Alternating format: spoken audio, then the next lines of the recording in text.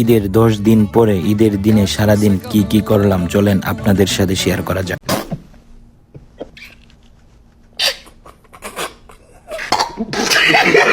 আসসালামু আলাইকুম রহমতুল্লাহি ওয়া বারাকাতুহু। কেমন আছেন সবাই? প্রথমেই গোসল করে এসে রেডি হইতেছিলাম, ওই সময় আম্মু বলতেছে যে লুডুস খেয়ে পরে মাঠের নামাজ পড়তে যাও। লুডুস খাওয়া শেষ করেই ভাবতেছি কোন পাঞ্জাবি পরে মাঠের নামাজ পড়তে যাব। অনেক চিন্তা ভাবনা করার পর ফাইনালি লাল পাঞ্জাবিটাকে সিলেক্ট করে নিলাম। পাঞ্জাবি পরে হালকা করে একটু আতরও দিয়ে নিলাম, যেহেতু আমাদের রাসূলের সুন্নত। রেডি হয়ে বের হয়ে পড়লাম মাঠের নামাজ পড়ার উদ্দেশ্যে। মাঠের নামাজ পড়তে যাওয়ার একটা নিয়ম আছে, এক রাস্তা দিয়ে যেতে হয় আর এক রাস্তা দিয়ে আসতে হয়। আমরা যাওয়ার সময় পিছনের রাস্তা দিয়ে গিয়েছি, আসার সময় সামনের রাস্তা দিয়ে এসেছি। আমার আম্মু 50 টাকা হাতে ধরে দিয়ে বলতেছে যে এই 50 টাকা মাঠে দিবা। মাঠে এসেই দেখতে পারি গেটে অনেক ভিড়, আমরা ভিতরে ঢুকতেই পারতেছিলাম না। অনেক কষ্ট করে ঢোকার পরে দেখতে পারলাম যে মাঠের ভিতরে অনেক লোক, বসার মতো প্রায় জায়গাই ছিল না, অনেকেই আবার দাঁড়িয়েছিলেন। তারপরে আমরা একটা বসার জায়গা পাই, সেইখানে আমরা বসে পড়েছি। বসেই এই দিক দিয়ে হুজুরের বয়ান শোনা শুরু করলাম আমরা। আমি তো প্রথমে মনে করেছিলাম যে বৃষ্টি নামবে, আকাশের অবস্থা বেশি একটা ভালো ছিল না। যাক আলহামদুলিল্লাহ, আমাদের এই দিকে বৃষ্টি হয়নি, অনেক জায়গায় বৃষ্টি হয়েছে।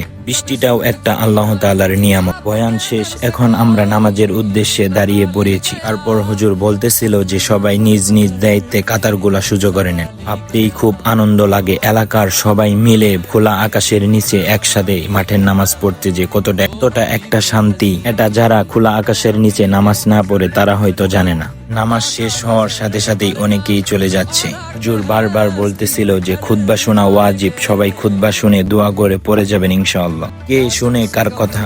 আবার অনেকেই ছিলেন খুতবা শুনে দোয়া করে পড়ে যাবে। হুজুরের খুতবা পড়া শেষ, তারপরে দোয়া করে নিলেন। অনেকের সাথে দেখা হয়ে যায়, তারপরে সবার সাথে কোলাকুলি করে নিয়ে এখন আমরা চলে যাব বাড়ির উদ্দেশ্যে। আজ এই পর্যন্তই। ভিডিওটা দিতে অনেক দেরি হয়ে গিয়েছে, এর জন্য আন্তরিকভাবে দুঃখিত।